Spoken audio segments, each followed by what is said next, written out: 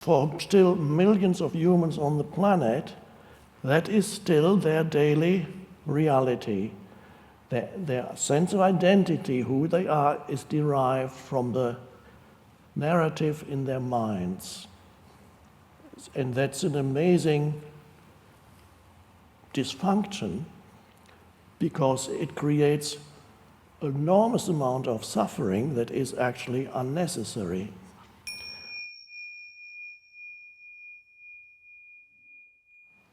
But humans do the opposite. If you are unconscious, by the way, I'm going to use that word quite often probably tonight. Unconscious does not mean the conventional meaning of unconscious, as you know, is.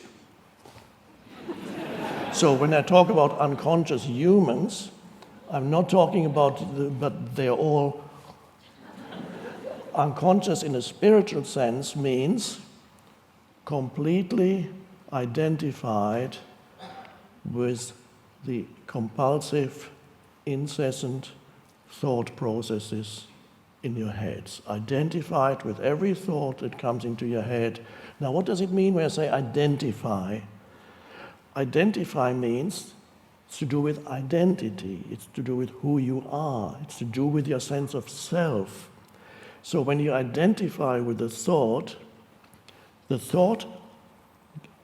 has you in its grip to such an extent that every thought has a sense of self in it.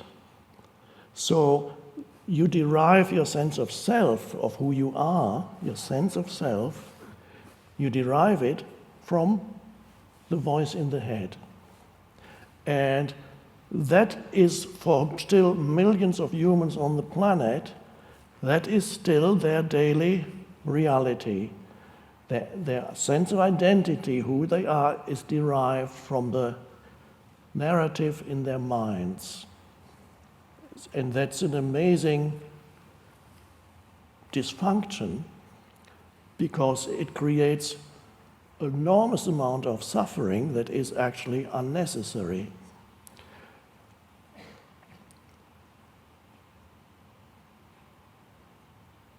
The identity that is rooted in thought is always one that is deficient. You feel you're never enough, and this moment is never enough. There's always a great sense of something is lacking in my life. And what it is that's lacking in your life, every human who is identified with their mind has that sense of there's something vital that's lacking in my life. There's something not here that should be here. And what it is varies from person to person. But it is an underlying structure in what I call the egoic mind. So ego, in the sense that we use it here, is the sense of self that is completely identified with thought. And as I mentioned, the tendency of thought, of the egoic self, which is the mind-made sense of self, which is an image of who you are, consisting of certain stories you tell yourself in your mind, and you call it my life. My life. That's very problematic. On the level of the story of my life, there's nobody in this room whose life, on the level of the so-called my life narrative, that's not problematic. It's heavily problematic. My life is not easy. Let me tell you about it, if you're willing to listen. And then you can tell me about yours.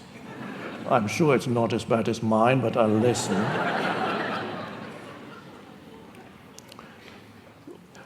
So everybody carries around a conceptual self that they call my life. And the moments when you're happy, really happy with your life, usually don't last that long. It is more normal to be, to a greater or lesser degree, unhappy with your life.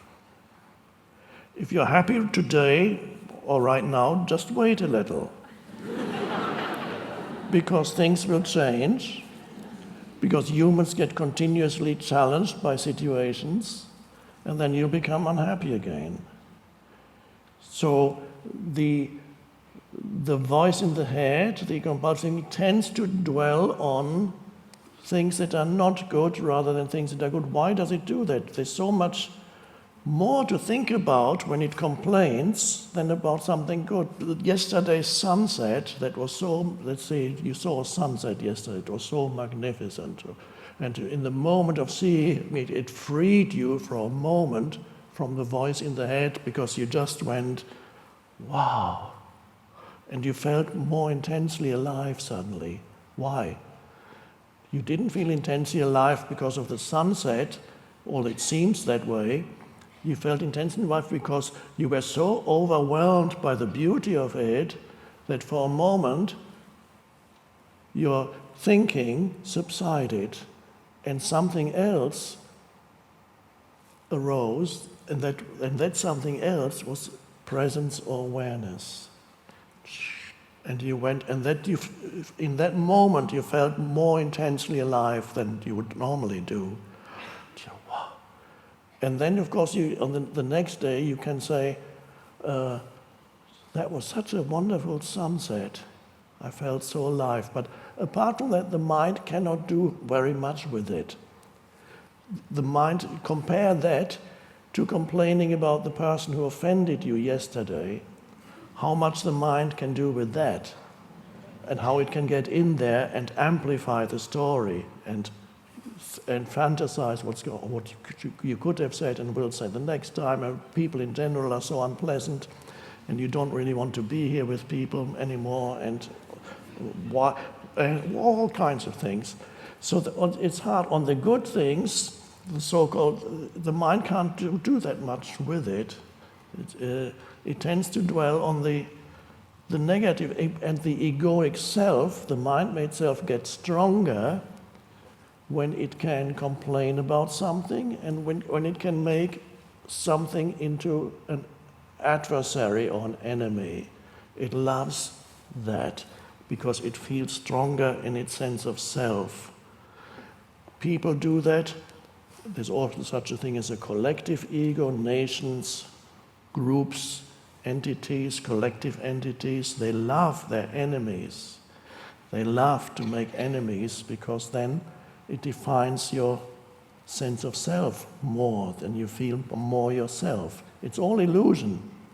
It's all mind stuff.